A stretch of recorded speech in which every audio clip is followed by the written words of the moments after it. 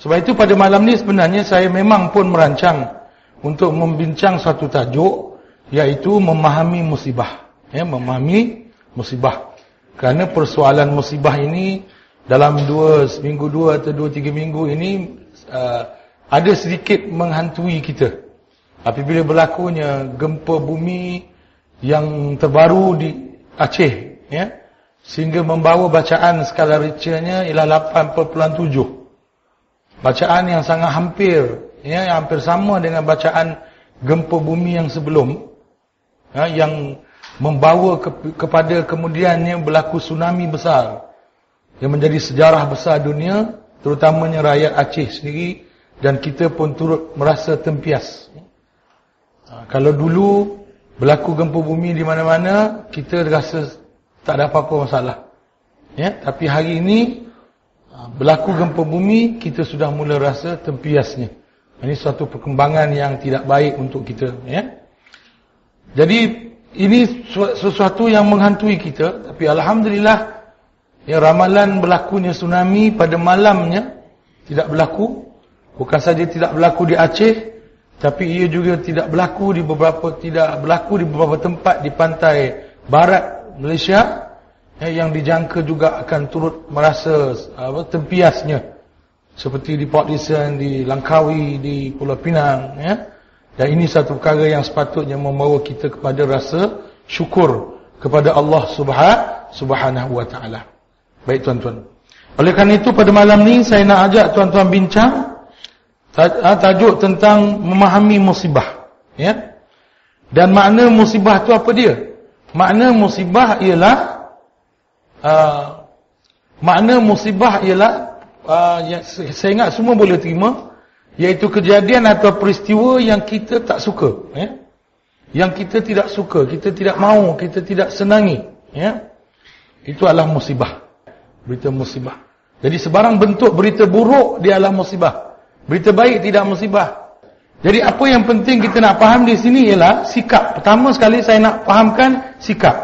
Kalau kita menghadapi musibah, sikap bagaimanakah yang kita perlu ada dalam diri kita untuk menghadapi musibah itu. Di sana ada 3 sikap tuan-tuan. Sikap yang kita perlu buang daripada diri kita apa? Iaitu sikap yang pertama, iaitu membenci, mencela musibah. Membenci dan mencela musibah. Itu sikap yang pertama. Ini sikap yang kita kena buang, yang kita tidak boleh amalkan. Sebagaimana saya teringat kisah satu peristiwa yang diceritakan oleh Dr. Hamka, berlaku di Indonesia lah. Seorang tokil ladang tembakau, yang sehari 2 lagi ladang tembakau dia akan dipetik, tembakaunya akan dipetik, daun tembakau itu akan dipetik, ditimbang dan dijual, membuahkan hasil dia selama ini. Tapi ada satu malam tu tiba-tiba datang musibah besar, ribut taupan yang amat dahsyat, hujan yang amat lebat, sehingga memusnahkan seluruh daun-daun tembakaunya. Dalam makna tak boleh dijual lagi, tak ada siapa nak beli, daunnya dah rosak. Maka bermenunglah dia pada pagi harinya, selepas malamnya ribut yang sangat kuat, tak ada siapa pun berani keluar rumah. Setelah pagi itu suasana agak reda, kemarahan alam berhenti. Tuan ladang ni dia keluar dari rumah dia, tengok ladang dia yang dah hancur musnah tuan-tuan. Menung dia. Lalu orang kampung pun cubalah pujuk dia. Pujuk dia supaya dia dia dapat terima. Dengan satu pujukan yang kalau saya percaya, kita kalau dengar pujukan tu, hati kita akan tenang. Apa orang kampung kata? Orang kampung kata, Pak, sabar, ini semua kerja Tuhan. Barangkali begitulah agaknya telur orang Indonesia bercakap kan. Sabar Pak, ini semua kerja Tuhan. Kita hanya hambanya, hanya mau mampu menurut saja. Lebih kurang gitulah kot bahasa orang Indonesia. Pujukan-pujukan seperti ini sepatutnya menenangkan kita, okay? Tapi rupa-rupanya tidak pada tokil ladang ni tuan-tuan. Bila orang kampung kata, sabar Pak, ini kerja Tuhan. Tokek ladang ni dia pun menung. Dia kata, kerja Tuhan ya? Kerja Tuhan? Benar? Benar, kata orang kampung kan. Dia pun masuk berlari ke rumah. Orang kampung ingat apa hal dia berlari ke rumah. Dia nak ambil wuduk, solat tahajud ke, solat taubat ke apa ke. Kan? Rupanya dia bawa keluar parang tuan-tuan. Dia bawa keluar parang, dia berdiri tengah-tengah ladang teh dia. Ladang tembakau dia, ladang teh pula. Ladang tembakau dia. Dia cabar, dia kata, mana engkau Tuhan yang buat ni semua? Turun, mari turun.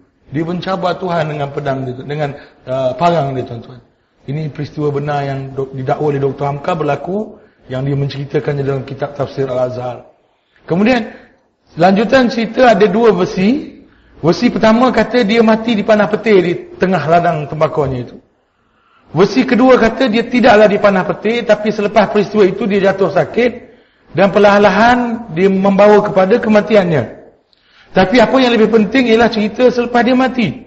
Selepas dimandikan, dikapankan, disolatkan, maka ketika nak bawa jenazah dia keluar daripada rumah, macam-macam peristiwa berlaku tuan-tuan, sehingga jenazahnya tak dibawa keluar rumah. Ada je hal yang menghalang. Orang kampung jadi pening. Lalu dirojoklah pada seorang yang alim di kalangan mereka. Lalu Pak Syekh dia kata dia pun tahu cerita parang kan.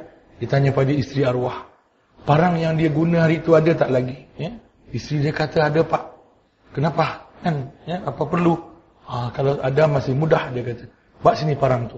Isteri dia pun ambil lah parang tu. Jadi yang Tuan Syekh ni tadi letak parang tu atas jenazah. Letak atas jenazah.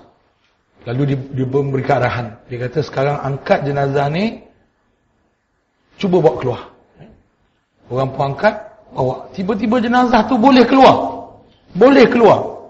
Jenazah tu boleh keluar dari rumah. Lalu dia pun pesan. Dia kata sekarang ni, bawa jenazah ni dengan parang-parang dia, jangan tinggalkan. Sampai ke kubur. Sampai di kubur, tanam dengan parang-parang ni juga, dia kata. Kalau tidak timbul masalah besar.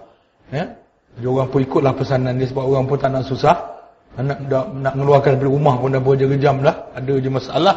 Jadi akhirnya ditanam dengan parang-parang dia. Seolah-olah Tuhan kata, oh kamu cabar aku dengan parang kamu ya. Mai sini. Bawa parang tu sekali. Jangan lupa, bawa parang tu sekali. Itu yang dia disukar dikebumikan tanpa bawa parang ni tu tuan-tuan. Ini dia. Okey tuan-tuan. Ini contoh. Jadi sikap membenci dan mencela musibah. Ini bukan sikap kita orang beriman.